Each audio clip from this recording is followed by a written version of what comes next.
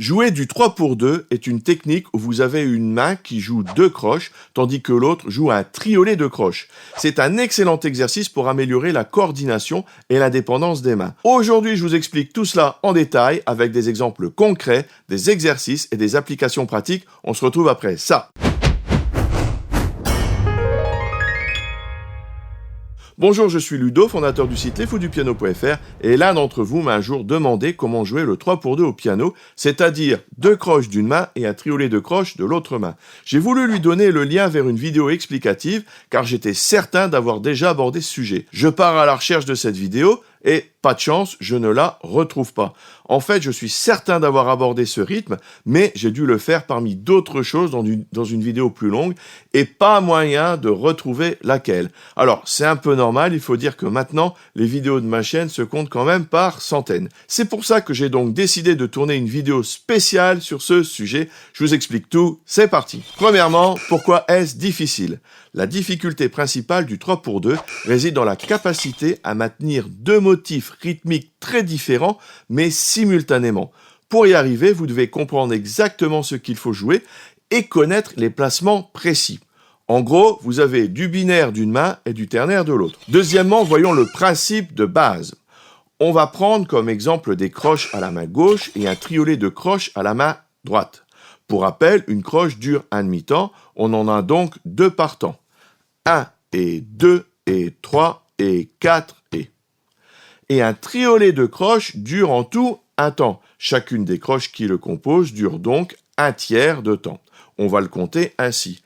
1 et puis 2 et puis 3 et puis 4 et puis... Il faut bien sentir le mouvement par 3. 1 et puis 2 et puis... Vous savez, c'est comme si c'était 1, 2, 3, 1, 2, 3. Alors, pour faire du 3 pour 2, je vais donc faire à la main gauche des croches et à la main droite des triolets. Alors, en comptant avec le système 1 et 2 et 3, ça va faire 1 et 2 et 3 et... Et à la main droite, ça va faire 1 et puis 2 et puis 3 et puis 4 et puis... Ensuite, pour combiner les deux, eh bien, en fait, le premier tombe ensemble, 1. Ensuite, j'ai ma deuxième croche de triolet, ma deuxième croche normale et ma troisième croche de triolet. À la limite, c'est peut-être plus simple de se caler sur le triolet parce que ça fait 1, 2, 3, 1, 2, 3, 1, 2, 3, parce que celui-là tombe pile entre la deuxième et la troisième croche de triolet. 1, 2, 3, 1, 2, 3, ta, ta, ta, ta, ta, ta, ta, ta. Et une fois qu'on a ce rythme en tête, ta, ta, ta, ta, ta, ta, ta, ta, c'est quand même beaucoup plus simple après de s'y retrouver. Alors, un exercice intéressant est d'inverser les deux complètement, de faire donc les croches ici et le triolet de l'autre côté. Alors, ça va donner en comptant les triolets 1, 2, 3, 1, 2, 3, 1, 2, 3. Alors maintenant, vous pouvez très bien compter 1, 2 aussi, hein, c'est un très bon exercice. 1, 2, 1, 2, 1, 2, 1, 2. Mais je pense que c'est un petit peu plus dur en comptant la croche. Je pense quand même qu'en comptant le triolet, c'est un peu plus simple. Pour le jouer, il faut vraiment placer la deuxième croche de la main gauche entre la deuxième et la troisième croche de la main droite. Donc, vous voyez ce truc ta, ta, ta, ta, ta, ta, ta, ta. Eh bien, une fois que vous l'avez bien mémorisé, cela devient vraiment plus facile. Puis, une fois que le rythme est acquis, on peut passer au clavier. On va garder le même rythme, mais en jouant les notes Do et Mi à la main gauche et Do, Mi, Sol à la main droite. On va passer maintenant au clavier en faisant ce petit exercice. On va faire des croches à la main gauche et un triolet de croches à la main droite. Et pour simplifier, on va prendre les notes de l'accord de Do, c'est-à-dire Do, Mi et Sol. Donc, comme il n'y a que 2 notes à faire à la main gauche, on va faire Do, Mi, Do, Mi, Do, Mi. On va faire 2 croches. Et à la main droite, on va faire Do, Mi, Sol, Do, Mi, Sol, Do, Mi, Sol. Donc, si je le fais en comptant, 1 et 2 et 3 et 4 et en faisant à la main droite, 1 et puis 2 et puis 3 et puis 4 et puis... Voilà, en suivant exactement le même système qu'on a vu en utilisant le battement des mains, on va maintenant donc passer au clavier et jouer avec ces notes. Alors, tout d'abord, on va avoir le Do qui tombe en même temps pour les deux mains. Ensuite, je vais avoir le Mi tout seul. Ensuite, je vais avoir le Mi de la main gauche qui va tomber. Et enfin, le Sol de la main droite. D'accord? Donc, le Mi main gauche tombe entre les deux là. Donc, ça va faire Mi, Mi, Sol. Ok? Mi, Mi, Sol. Voilà. Alors, je vais le jouer.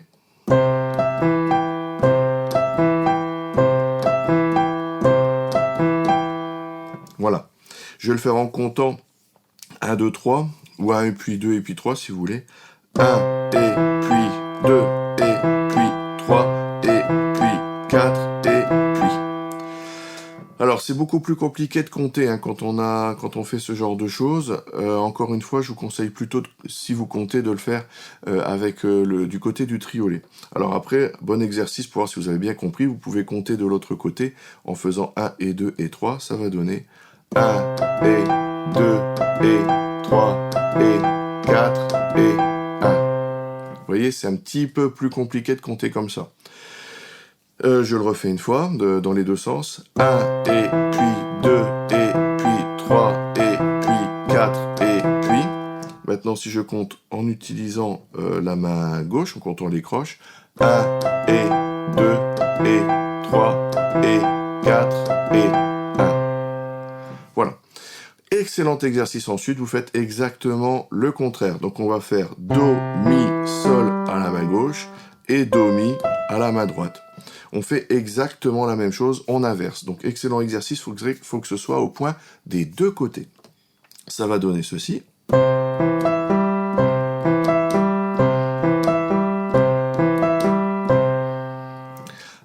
Et puis 2, et puis 3, et puis 4, et puis 1. Maintenant, si je compte 1 et 2, 1 et 2 et 3 et 4 et 1.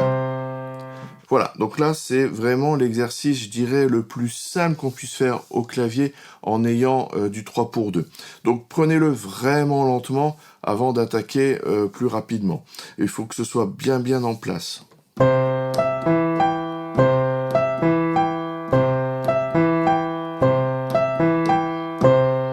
Et l'inverse.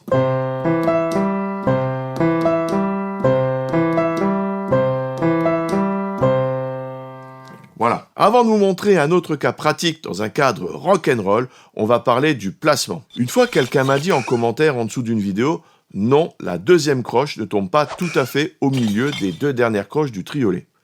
Alors, l'espace d'un instant, il m'a vraiment mis le doute. Vous savez, il y a tellement de choses qui vous semblent évidentes, mais parfois, cela vous remet en question. Donc, faut jamais rien considérer comme acquis. Donc, en fait, ce que j'ai fait, j'ai pris un morceau de papier.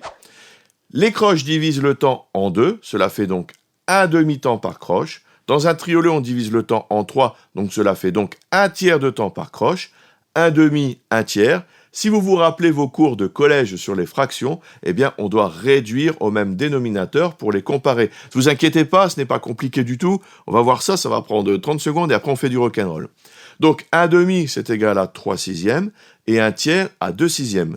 Je place ces valeurs dans un graphique et là, on voit bien que la deuxième croche tombe bien pile entre les deux dernières croches du triolet avec un écart de 1 sixième de temps.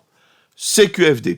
Voilà, donc ça c'est pour les puristes et ceux et celles qui doutent. Allez, on passe à un cas pratique dans le style rock'n'roll. On va prendre une main gauche type walking bass avec des croches et on va jouer un motif en triolet à la main droite. On va faire une petite application maintenant avec un petit walking bass qui vient du rock'n'roll. Alors, on va prendre des croches à la main gauche et on va faire une basse typique rock'n'roll. Do, mi, sol, la, si bémol, la, sol, mi, et on fait ça en boucle.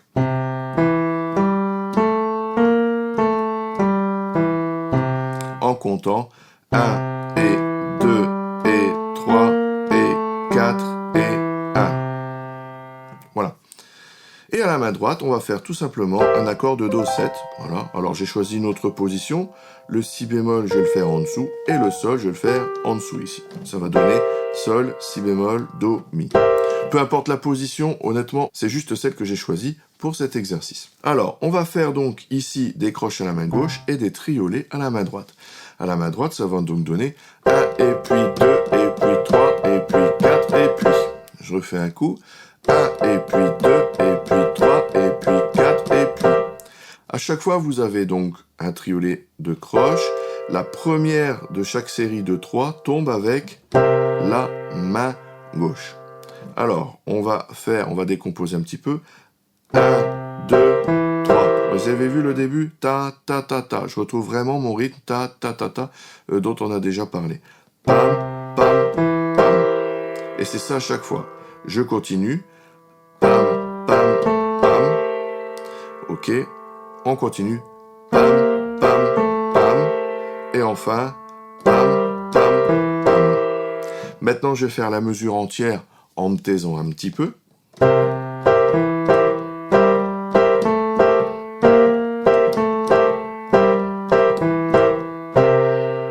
Voilà, et je fais ça en boucle. Donc bien sûr, vous pouvez jouer la walking bass un peu plus grave. D'ailleurs, souvent on la fait plus grave. Moi, j'ai préféré faire un zoom du clavier que vous voyez bien plutôt que d'agrandir l'angle et que vous voyez moins bien. Mais vous pouvez tout à fait le faire dans les graves. Hein. Alors, je refais.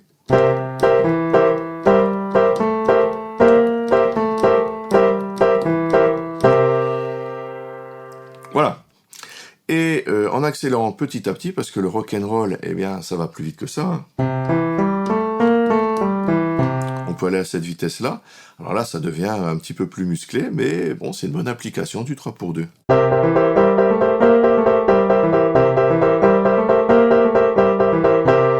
Ce que vous pouvez faire pour vous y retrouver, c'est marquer la première croche de chaque triolet. 1, 2, 3, 1, 2, 3, 1, 2, 3, 1, 2, 3, 1. Ce qui va donner...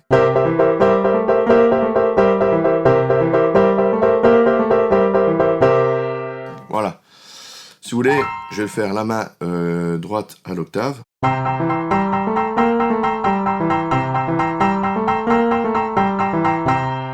Donc vous pouvez tout à fait recaser ce plan rock dans un rock'n'roll, hein, sans aucun problème. On en fait pas mal sur cette chaîne. Enfin, pour être complet, je voudrais vous parler de la correspondance binaire-ternaire. Vous savez qu'à chaque mesure binaire correspond une mesure ternaire. Si vous avez des problèmes avec ça, vous trouverez une vidéo très complète ici. Vous allez voir maintenant une autre notation qu'il vaut mieux connaître si vous la rencontrez.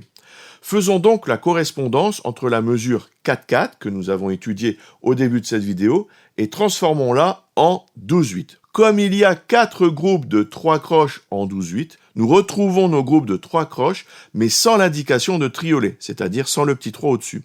Jusque-là, rien de trop méchant. Par contre, à la main gauche, vous avez des groupes de 2 croches.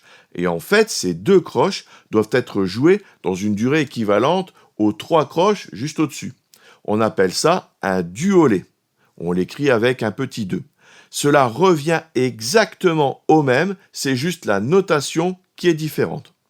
Alors vous avez vu, la notation est quand même assez différente, mais le principe est exactement le même. Vous saurez donc le jouer également. La dernière astuce que je peux vous donner est de pratiquer ces exercices très souvent. En fait, vous pouvez également écouter ce rythme souvent en revisionnant des parties de cette vidéo par exemple. Cela vous permettra de mieux l'imprimer dans votre oreille. Et quand vous l'aurez dans l'oreille, quand vous l'aurez mémorisé, cela deviendra vraiment plus facile à jouer.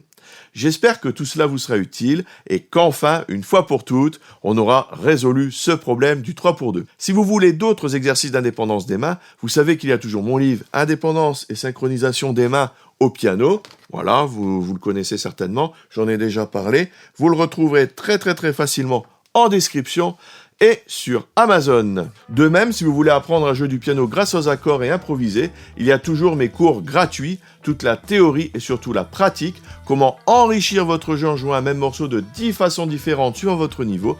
Pour recevoir les guides et les vidéos, vous cliquez sur le lien dans la description. N'oubliez pas le petit j'aime, l'abonnement et la petite cloche juste en dessous. Merci et à tout de suite dans les vidéos bonus. Salut!